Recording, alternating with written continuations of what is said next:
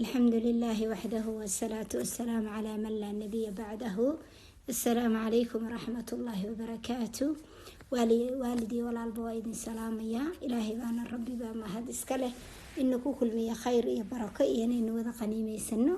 الحمد لله ميل كستي وكستين جوجنا الله هنا بركة الله هنا حفظي الله هنا دوره الله هنا السلام يالو ربي سبحانه وتعالى جل في علا جل جلاله وحن ربعنا كغنيمة سنة maaragtay hooyo Maariyo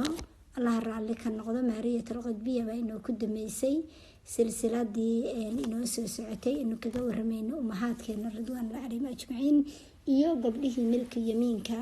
rasuulkeena oo ahaa calayhi salaatu wasalaam laba inuu sheegnay Maariyo waynu ka soo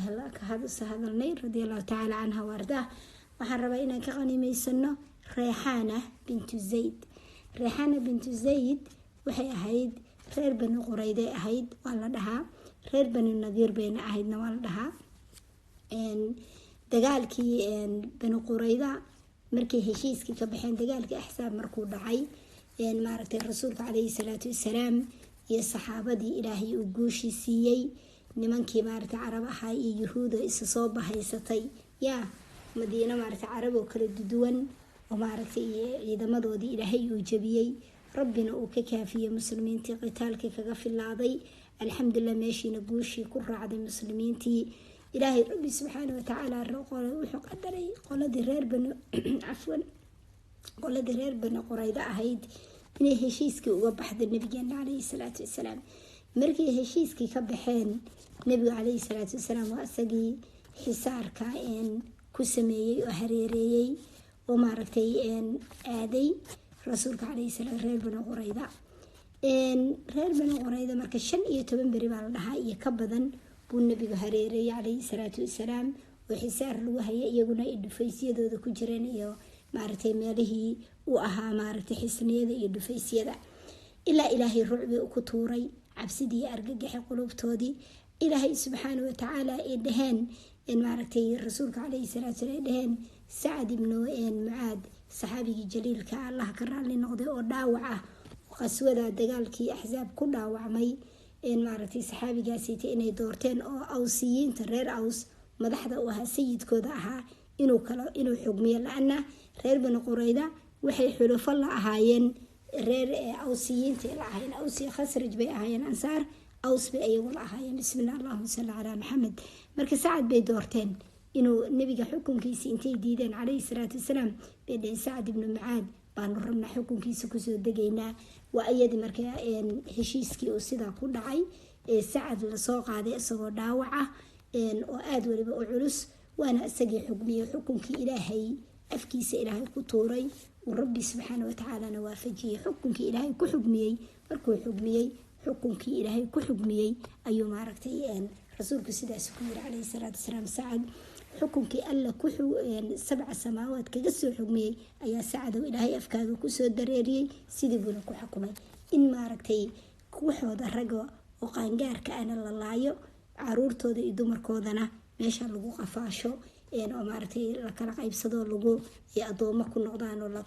muslimiinta loo qaybiyo guryahooda iyo beerahoodana la siiyo muhaajiriin sidaas yiri laana wuxuu yiri ya rasuulullah sallallahu alayhi wasallam Sa'd Allah ka raali noqday waa saxaabiga dhan oo carshiga ilaahay uu gilgishay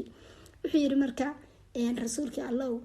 muhaajiriin waxay haystaan male dhulka iyo guryaha iyo beeraha iyo kullina hal loo kala qaybiyo ayaga hal la siiyo buu yiri muhaajiriin ridwaanullahi alayhim ajmaciin laana wuxuu dhan markay uga soo tageen ilaahay dartii iyo uga soo hijroodeen ilaahay ay u soo bixin diintiisii marka ilaahay rabbi subhanahu wa ta'ala wuxuu qadaray in arintii ay halka markay dhamaatay la kala qaybiyay caruurtii iyo haweenkii nabiga calayhi salaatu wasalaam marka waxa jira sida asxaabu siyarku ay tilmaamaan kutubta ku qoran nabiga calayhi salaatu dagaal kasta iyo sariya maartay qaswo kasta oo dhacday nabigu inuu ku lahaa wax uu safi la dhaho oo nabigeena uu doorto calayhi salaatu wasalaam maartay mar ha noqoto adoon rag ah mar ha noqoto hal la siiyo gabar jaariya oo sariya mar hal la siiyo seef mar hal la siiyo cambuur bareed mar koofiyad marba nooc ayuu lahaa nabiga calayhi mar faras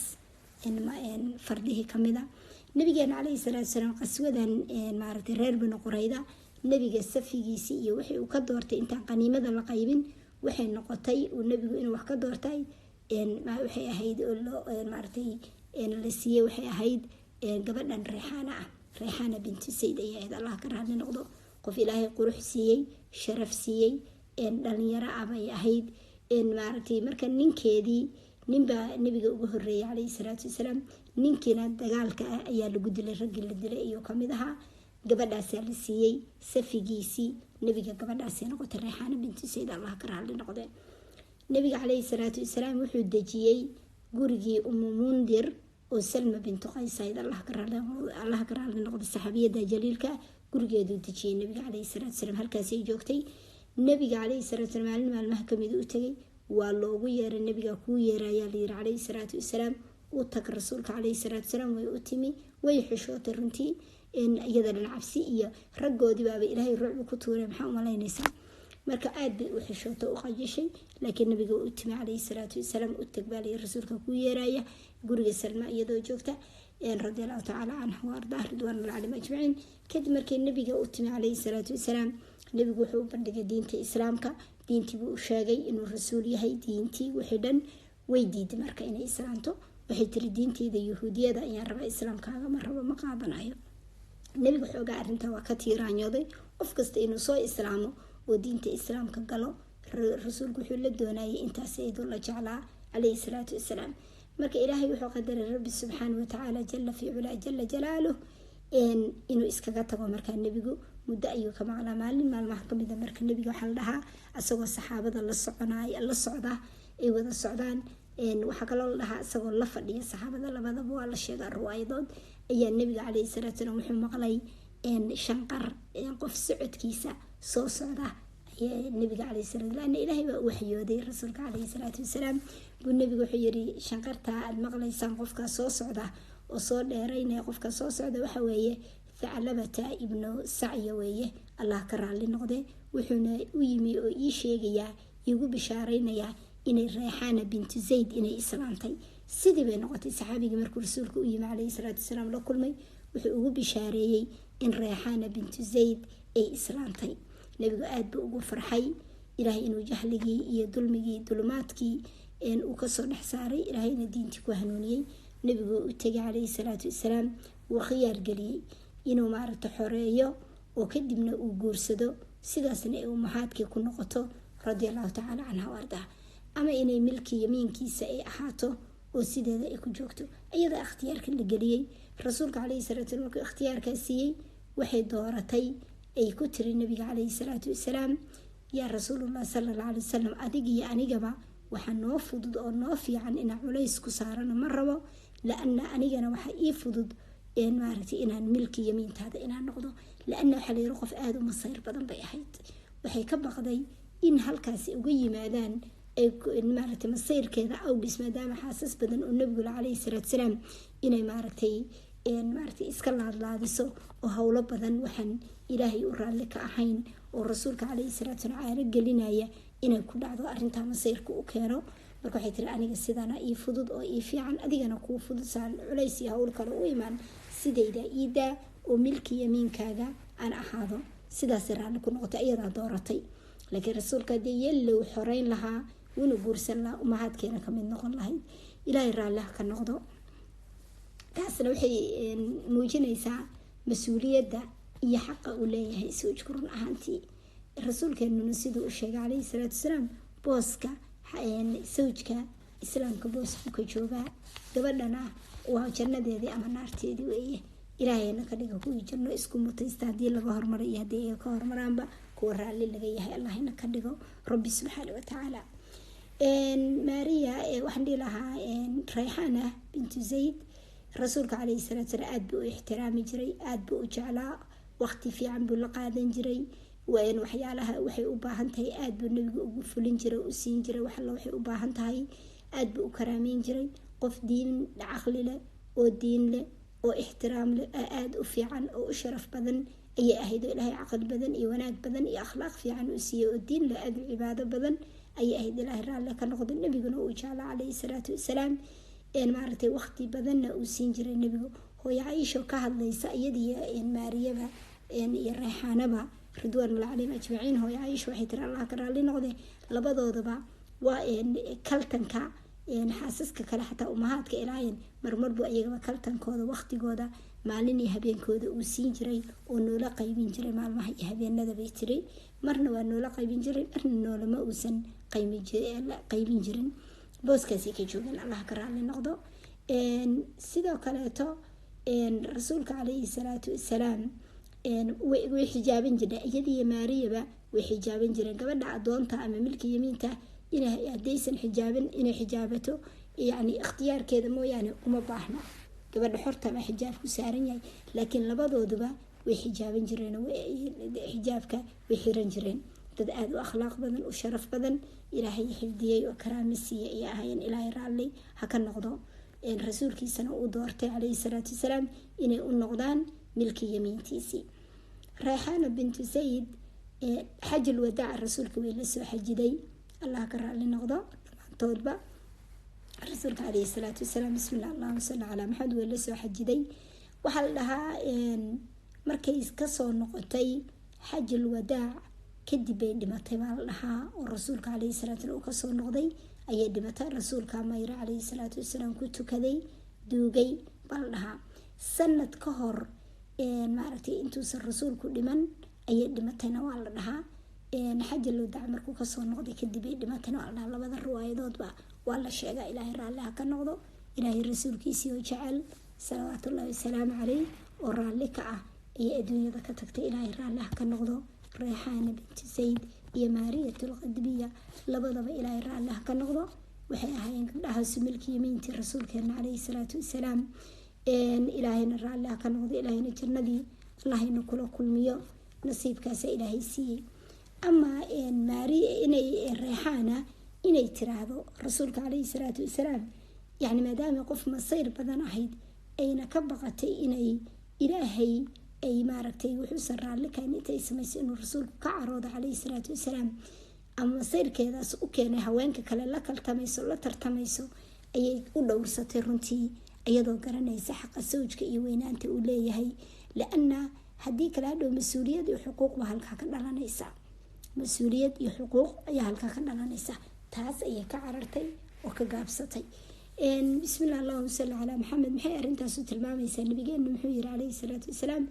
rasuulkeena oo duruusta aan ka qaadanayno waayo arrinteeda. la-anna siday u garanaysa xaqa sawjka iyo ciidamada uu leeyahay. rasuulkeena calayhi salaatu wasalaam wuxuu yiri gabar haddii aan dhihi lahaa buu yiri qof ha u sujuudo hadduu jiri lahaa qof inuu u sujuudo ama qof ha u sujuudo gabadha ninkeeda ayaa xaaska gabadha ayaa ninkeeda u sujuud dhihi lahaa. laakiin ilaahay baa saas inoo kama dhigin alxamdulilah. mas-uuliya xaqa uu ku leeyahay. sidoo kale rasuulka calayhi salaatu wasalaam wuxuu yiri gabar aan ilaahay sawjkeeda xaqiisa aan gudan xaqii ilaahayna ma gudanayso. rasuulka calayhi salaatu wasalaam wuxuu yiri tan kale nabigeena wuxuu yiri gabadhi shanteeda waqti tukata bisheeda ramadaan soonta farjigeeda xumaanta ka ilaalisa oo aan gogol dhaaf samayn maaragtay sawjkeedana adeecda 8 ilbaabo jannada mid alla miday rabta ayay ka galaysaa. ma dheedheelba dheedheel ma ah waa arrin weyn oo biyo dahaba lagu qoro darbiga la surto markasta laga fikiro gabar kasta inay ku fikirdo oo reer loo muslimada mu'minada. sidoo kale rasuulkeena calayhi salaatu wasalaam wuxuu yiri haweeney kasta oo dhimato adduunkan ka tagta iyadoo sawjkeedu raalli ka yahay jannada ayay galaysaa. dheedheel miya? nabigeena calayhi salaatu wasalaam sidoo kale gabar baa u timi saxaabiyada jaliila iyadoo dan nabiga kale calayhi salaatu wasalaam markaas wuxuu ku tiri way la hadlaysa arrimay kala hadlaysa. markaas yiri adigu maxaas baa tahay? haa. halkeed ka joogtaa xaaskaaga? way u sheegto waxay tiri waxaan qabtaa waxaan ka gaabiya way dadaalkayga waan sameeyaa ilaa dee wax tabarta ii diida mooyaane. markaasuu nabigu calayhi salaatu wasalaam wuxuu yiri ama dadaali lahayd ama dadaal adiga ku taala arrintan soma waxaad ogaataa sawjkaagu inuu yahay ama jannadaadii ama naartaadii adiga waaye ama hadkaasaad janno ku galaysaa ama naar ku galaysaa. marka ilaa inaynu maanteena waxa arkaysaa adduunkan howlaha uu marayo gabadhu inay ku qanacdo ninkeeda ay ku shukriso oo ay ku mahadiso oo maaragtay iyadoo ilaahay ku mahadinaysa nacam laakiin waxa laga wadaa ay maaragtay aysan ku jasaar ay samayn waxyaalaha markuu dumarka waa nabigu waaninaya calayhi salaatu wasalaamna uu sheegay in naarta ugu badan yihiin ku galeen markii la weydiiyey naarta uu booqday nabiga calayhi salaatu wasalaam uu yiri dadka u badnaa waxaan soo arkay deegaankeeda inaa haween u adinkatiin maxaan ku galnay markuu yiri la weydiiyey rasuulka calayhi salaatu wasalaam wuxuu yiri carabkaasiito ya iyo sawjkii aad ku maaragtay gaaloobaysa yani gaalnimadani waxa weeye yani kufrigani waxa weeye kufri duuna alkufri yani kii weynaa diinta lagaga baxay maaha laakiin kii jisaarka ah oo lagu jisaaray xaqiisa la qarinayay oo aan la daboolayay meeshii looga mahadnaqi lahaa oo loogu duceyn lahaa iyo carabkaasiito oo intaa nacalada iyo caruurtii oo la nacaladayo la caynayo la habaarayo ama odagii la habaarayo ama caruurtii la habaarayo ama dadkii la habaarayo ama intaasoo nacaladii waxaa ku nacalad qofka markuu qofka leeyahay nacalada kugu dhacdo waa naxariistii alla kaa dheeray oo intaa dadkii iyo caruurtii intaa la habaarayo oo intaa maartay sawjkii wax laga sheegay marka gabadhaas waa waxa naarta lagu mutaysto sidii nabiga inoo sheegay calayhi salaatu wasalaam waxa laga yaabay rasuulka calayhi salaatu wasalaam midiin in sawjkeedu intaasoo sano dhaqaaleynaya gurigoodii iyadoo joogta aan waxba haysan gabar iska inuu guursaday ilaahay caruur ka siiyey ilaahay nolol ka siiyey halkaa ku barwaaqooday hal intaasoo wanaaga u sameeyey hal maalin waa hal arin sameeyey ee rabtay hal maalin uusan u sameynin arintii ay rabtay ba waxa leeda weligaaba khayrkaama arkin hadda fiiri jisaarka intaa la eg oo loo dabooshay marka inaynu walaalayaal nafteeda iyo tiinaba cabsida laho dardaarmayo weliba haweenkeena inaynu maartay adduunyadana qaymo male inay gabadha sawjkeeda noloshiisa iyo cayshkiisa iyo waxay ku wada noolyihiin inay ilaahay uga mahadiso inay raalli ku noqoto inay dadka ka sarreeya xagga adduunyada fiirine kuwa ka hooseeya ay fiiriso marka nolosheeda way ku farxaysaa laakiin hadday xagga adduunyada fiiriso sida rasuulkeenu inoo sheegay calayhi salaatu wasalaam xag adduunya hadday noqotona kuwa ka hooseeya fiiri saadan ilaahay nicmada uu ku siiyey aadan ugu jasaarin oo aadan maaragtay uga abaaldhixin hadday xagga aakhiro noqoto cibaadadii aakhiro iyo guri qurxintii aakhiro iyo khayrkii aakhirana dadka kaa sarreeya fiiri saad u hiigsato ama xagga adduunya dadka ka hooseeya la fiiriya marka waxaa laga yaabaa maanta gabadh in la weydiiyo la dhahayo gurigaa ka waran sawjkaa ka waran inay maanta dhan wax ka sheegto wax ay caydo hadal la fiicnay inay sheegto nolosha waa nagu ciriiri kan weeye heblaba waxay haysato maxaa hebla u fiirine gurigaaga guriga heblaha ha dhinac dhigin noloshaada nolosheeda adiga taada ku qanac qofku inuu ku qanco noloshiisa uu ku farxo waa wax wanaagsan ducadii nabigana inuu badina calayhi salaatu wasalaam uu ku ducaysan jiro u badnaa nabigeena calayhi salaatu wasalaam allahuma inii asaluka hudaa watuqaa walcafaafa walqinaa اللهم إني أسألك هدى والتقى والعفاف والغنى يعني إن أتكون عديد إلهي وحوك السيو أتكفر حديد الحمد لله إله إي بركة إله إي سيادي هدي قري نقط هدي عرور نقطه ما حد الدنيا كفيرسة أنت أضحي ستبرواقت كجدا الحمد لله نبينا محير عليه الصلاة والسلام قفكي إلهي ميلك هو إذا أسيو إن معرتي قوتكي سمعنتي وحو معرتي قوتنا أسي ربي سبحانه وتعالى يعني وحكى مع ما أنت ولا جروك وهي تا إلهي كسي يعني قبل لي حاسب أضيع لسي ويلك جوا حاسب لي جروك وهي دلي ما أنت نبت قال يوجوجا جروي سكو جوجا قوت كمان أنتي سوا هستا وحكى مع المله نمع دو كجرا هداد بما أنت أمان هي ستد بلا كوه بتدنا هي ستد قوت كمان أنت أدنى هي ستد الدنيا دي ما سيد النبي بشيء عليه الصلاة والسلام هذه أي أكتر الله يكو أكتر الله حكى مع المله marka taa inaynu ogaano la-ana adduunya qaymo male waana harka labadiisa gelin waana laga tegayaa inaynu ogaano waxaynu haysano aynu ku farxano ilaahayna uga mahad celino la-ana ilaahay baa yala in shakartum la asiidanakum nicmadu inay joogto kuu daa-into barwaaqadu waxa weeye waa inaad ku shukriso taasaa ilaahay kuu barakaynaya kuuna siyaadinaya la-ana ilaahay baa yiri in rabbi subxaana watacaala baynu u baahannahay ilaahay waxa agtiisa yaalaana lagu dareeyaa amaa xagga adduunya hadday noqoto kuwa kaa hooseeya fiiri saadan ilaahay uga abaal dhicin iyo gabadhuna ay sawjkeeda run ahaantii nolosha alxamdulilah usoo dadaalayo intaa u kubishleeya inay u duceyso gabdhii wuxuu raacaynta oo jannada qaaliga ah sare inay ugu duceyso inay caafimaad iyo barwaaqo ugu duceyso inay ku qanacdo nolosheeda alxamdulilah adduunya qaymo male nabigeena umahaadkeena iyo haweenka saxaabiyaadka aynu ka wada hadlayno ilaahay raallah ka noqday nabigeena calayhi salaatu wasalaam hooyo Caaisha shiday sheegaysa bil dhalatay bil kale kusoo dhalanaysay 2 bilood dhaaftay oo bil saddexaad dhalatay in laga guriga rasuulka adab laga shideen calayhi salaatu wasalaam intimir iyo biyo labada madmadow markuu curwa weydiiyay hooyo Caaisha Allah ka raali noqday ridwanullahi alayhim ajmaciin uu yiri hooyo maxaa ku noolaydeen marka ay tir labada madmadow waa biyo iyo timir ya waxa kale u raaci jirnay mararka qaarkood reero derisoo ansaaray inay riyo intay wax usoo lisaan xoogaa caanaa loo keeno la barxo ama biyo lagu barxado ama sidooda waa ka balka waran walaalayaal waa 9 guri oo rasuulkeena calayhi salaatu guriyihiisa kamid ah marka qaarkood nabigeena intay martii u timaado buu nabiga calayhi salaatu wasalaam guriyihiisa u cidiri jiray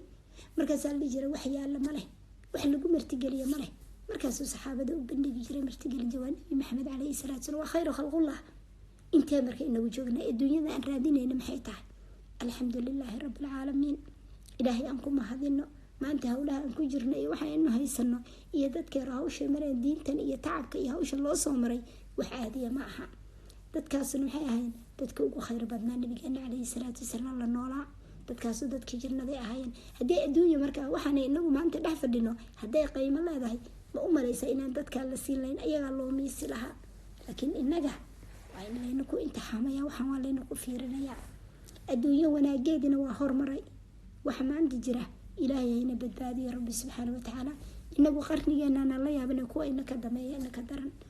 adduunyana inay kasii xumaato mooyaane inaysan kasoo fiicnaan sharkeeda allahina mootiyo allahina ana asturo kuwa guriga aakhira qurxiya oo aakhira ku mashquulana allahina ka dhigo dadkanina waa dadkii ina ku dayanaynay waa dadkii nabigeena calayhi salaatu waqti la qaatay waa dadkii nabigeena calayhi salaatu inoo kasoo gudbinaya dacwadiisi iyo diintiisi iyo akhlaaqdiisi iyo dhaqankiisi rasuulkeena calayhi salaatu wasalaam saasay raalli ayagoo aakhiro iyo adduun baa la kala dooray si aakhiray doorteen ya umahadkeena ridwaanullah calayhim ajmaciin iyo waxaasoo gabdhaha oo saalixiina maxay adduunyo raadkay uga tageen nabiga raadkiisii bay ku tageen calayhi salaatu jidkii nabiga qaadeen calayhi salaatu wasalaam abubakar iyo cumar allah ka raalli noqdo cali cuthmaan kulli maxay ku 10 mubashiriina bil janna maxay ku tageen rag iyo dumarba iyagoo wada dhammaan saxaabadii ah nabiga dhaqankiisii iyo noloshiisii bay iyaguna daa'iman xataa waagidama futuuxaad ku furmay haye innagana waxaa la rabaa guryaheena inaynu ugu fakarno guryaha ugu dhow raadka ugu dhow nolosha ugu dhow inaynu kulli ku fakarno guryihii nabigeena calayhi salaatu inaynu ugu dhawaano dhaqankii nabigeena calayhi salaatu dadka ugu dhow inaynu noqono ilaahay inaynu hadigiisii inaynu qaadano rasuulkeena calayhi salaatu salaam gabdhahaasna ku hareereysnaa nabigeena calayhi salaatu salaam nolosha la wadaagay sidee aakhiro u doorteen inaguna aakhiro u doorano adduunyana uga jeesano wixii ay helayeenna ay heleen nolosha ahaana shirinkii ay heleena inay aakhiro u diraayeen ay sadaqaynayeen masaakiinta agoonka garoobada iyo maaragtay waalidka waaweyn oo masaakiinta aan waxba haysan caruurta inta qofkii miskiinka ay siinayeen saasaa la rabaa maxay adduunyo qiimo leedahay maalintoodan ay ku camirayeen soon ee la u soomayeen kitaabkii ilaahay akhrinayeen ka war waa haweenkii jannada loogu bishaaray dadkii jannada way dadkan lana dadka nabigeena wax la wada wadaagaya xaasaskiisa ama milkii yamiinkiisa noqoto kulligood waa dad ahlu janno bay ahaayeen haweenkii jannada weeye marka dadkaas inagu jecelnaa ninba ninbuu jeceliyo ku daydaa ilaahay macooda hayna ka dhigo ilaahayna iyagana raalli ha ka noqdo allahuma arxam ilmahaajiriina walansaar allahuma akfir ilmahaajiriina walansaar umahaadkeenina allah u naxariisto rasuulkeenana wasiiliyo fadiilo allah siiyo maqaamkii maxamuudka ilaahu iyo baahina allah ka soo saaro salawaatullaahi wasalaamu caleyh ilaahay rabbi subxaana watacaala ana umahaadkeena iyo gabdhahaasi timilka yimiinkiisa ay kulliba raalli allah ka noqdo macooda allah ina ka dhigo jacaylka inu jecelnahay allah macooda ina ka dhigo inagana ina jeclaado intaasaynu ka sheekaynayno ku dayanayno jecelnahay ilaahay rabbi subxaana watacaala haynoo ku naxariista haynoo ku dambi dhaafa ninba ninku jeceliyo koolkooliya ka hadlaaye allah macooda ina ka dhigo cawradeena cawrada islaamka allah asturo warsani wax khayr warbarka allah inoo soo yeeriyo shari shaydaan allah ina ka xijaabo aswaajteena iyo caruurteena iyo guryaheena iyo nafteena iyo ehelkeenaba allah inoo barakeeyo iyo walaalaheena iyo ehelkeenaba intii horumarta waalid la walaal la culimo lana eheladoo dhan allah u naxariistay muslimiinta iyo mu'miniinta intii noo noolna allah inoo xifdiyo muraadkeena aan macsileyna allah ina sii shari shaydaanna allah ina ka xijaabo wixii khayraan ku hadlay ilaahay subxaana watacaala baa ku mahadsan wixii aan gefayna naftayda iyo shaydaan alla iyo rasuulna beri bay ka yihiin ta kale waxaan rabaa arrin hooye maariya allah ka raalli noqdo siiradeeda daayina xusaan rabay shaydaanka ay iloo siiyey ilaahayna asturo rabbi subxaana watacaala rasuulka calayhi salaatu wasalaam arrintaas suuratu taxriim la dhaho samanisuulkeeda way kusoo degto ay guriga hooye xafso uu maaragtay uu kula kulmay rasuulka calayhi salaatu wasalaam iyo arrintaasi ito suuradda samanisuulka arrinta malabka hooye sayna binti jaxshina waa la sheegaa intaa sababtaa awgeeda kusoo degta qisadan kale hooye maariyana waa la sheegay allah ka raalli noqdo waxaa dhacdaa mararka qaarkood inaa maqashaan ama qofka qaarkood munaafiqiinta iyo dadka xaasidiinta iyo dadka islaamka la doonaya iyo rasuulkeena calayhi salaatu wasalaam iyo cirdigiisa ay maaragtay taabtaan oo dhibka u geystaan inay mararka qaarkood dhahaya maxay sidaas u dhacday ama in tashuush dadka lagu furay la leeyahay saas maxaa dhacayo maxaa maaragtay ugula kulmay gurigii maariye iyo kan iyo inadha arrinta ayaa laydinla imaanin waxaasna yaa diintiina iyo qalbigiina yaa laydinka gelina rasuulka xaq ayuu u lahaa calayhi salaatu wasalaam inuu maaragtay maariyo xilliguu doono gabadhiisi milka yamiintiisiba ahayd xaq buu lahaa xilliguu doono inuu nolol la wadaago mar la kulmo guryihiisana asagaa nebigu iskala calayhi salaatu wasalaam kii uu hadda joogo yani wixii ahana iyaga waxana waa wax alla doonay waa khayr alla doonay dadkana waa dad alla doortay dadaynu isku waqti iyo isku hawl ahayn dad ilaahay doortay iyo nolol ilaahay u dooray nabigeena calayhi salaatu wasalaam baa afaarihiisa la galaya laga hadlaya nabigeena khayr khalqullaaba waana wax u banaan waana wax xalaal u ah rasuulka calayhi salaatu wasalaam tuu rabo ilaahay baana dooransiiyey kitaabka ilaahay suuratu axsaab taa rabtana soo dhaway taa rabtana dibdhig taa nabiga waa la ikhtiyaarka asaga iska lahaa rasuulkeena calayhi salaatu wasalaam marka wax maanta laga hadlo ama xaasidiinta iyo munaafiqiintu ay afaarahaasito waxaasiita ka jeesta ilaahayna hayna ka badbaadiyo cudurka ilaahayna afkoodana shayaadiintaasiita makrigooda allah ku celiya waxaasi maaragtay fidnada la raadinaya ama cirdiga nabigeena usoo dhiganaya calayhi salaatu wasalaam guryihiisa iyo xaasaskiisa hooyo caaisha hooyo xafso maaragtay saxaabadii ridwaanullah calayhim ajmaciin umahadkii sida loogu xadgudbaayay noloshooda khayr nabiga ilaahay baa u dooray hooyo caaisha ilaah baa u dooray ilaah baa u guuriyey umahaadka kale ilaah baa u guuriyey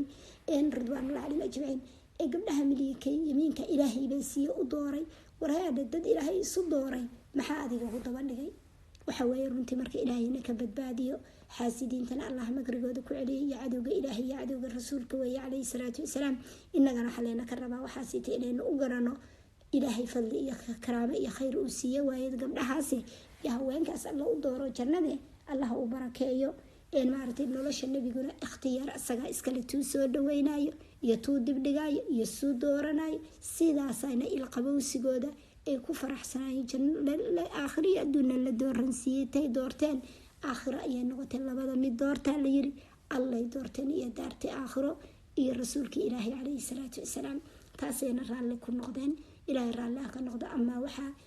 cadowga la wareegaya ilaahay makrigooda ku celiyay ilaahayna hayna badbaadiyo rabbi subxaana watacaala innagana yaa diinteena tushuush iyo war layna ka gelinina ka cuudi bilaysano waxaasoo kale aynuna ka jeesano dhahno yani rabbi sallin baynu joognaa maantay aynu dhahno oo intaa maaragtay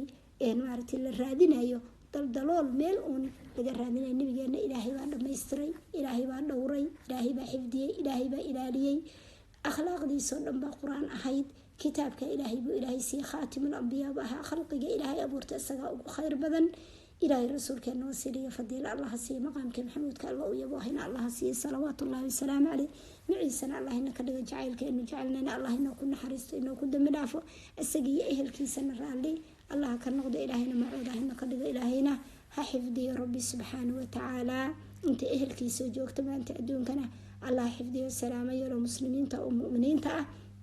intii hadigiisa raacday ayaa ehelkiisa ah ilaahay inagana hayna ku daro allah inoo naxariista allah inoo dambi dhaafo shari shaydaanna allah ina ka xijaabo alxamdu lilaahi rabbi alcaalamiin wasalaatu wasalaamu calaa rasuulillaahi sala allahu calayhi wasalam wixii aan asiibay ilaahay baa ku mahadsan rabbi subxaana watacaala jala fi cula jala jalaalu alxamdu lilaahi rabbi alcaalamiin alxamdu lilaahi binicmati tatimu saalixaat wixii aan gefina nafteyda shaydaan alla iyo rasuulna beriga ka yihiin in ilaahay baana dambi dhaaf weydiisanaya laa ilaaha illaa anta subxaanaka inii kuntu min adaalimiin laa ilaha illa allah wallahu akbar walaa xawla walaa quwata illaa billah ilaahayna naxariis iyo dambi dhaaf baan weydiisanayna warsanay wax khayr allah inoo soo yeeriyo sharay shaydaanna allah inaka xijaabo allahuma anzilna munzalan mubaaraka wa anta khayru lmunziliin allahuma axsin caaqibatana fi lumuuri kula waajirna min khizyi dunya wacadaab alaakhira allahuma rabbana aatina fi dunya xasana wafi laakhira xasana waqina cadaab annaar اللهم إنا نسألك هدى والتقى والعفاف والغنى ربي سدنا ولا تقوسنا أكرمنا ولا تهنا وعدنا ولا تحرمنا وآثرنا ولا تؤثر علينا واردنا وارد عنا بالنا هاي اللهم اجعلنا مباركين أينما كنا إلهي حفظي إلهينا إن الدور الله إن السلام يرى الحمد لله الركوي كد إذا صالحين الطيبين تا الله إن كدقوا معوذنا الله إن كدقوا الحمد لله رب العالمين والصلاة والسلام على رسول الله صلى الله عليه وسلم. سبحان ربك رب العزة عما يصفون وسلام على المرسلين والحمد لله رب العالمين. سبحانك وبحمدك أشهد أن لا إله إلا أنت أستغفرك وأتوب إليك. السلام عليكم ورحمة الله وبركاته.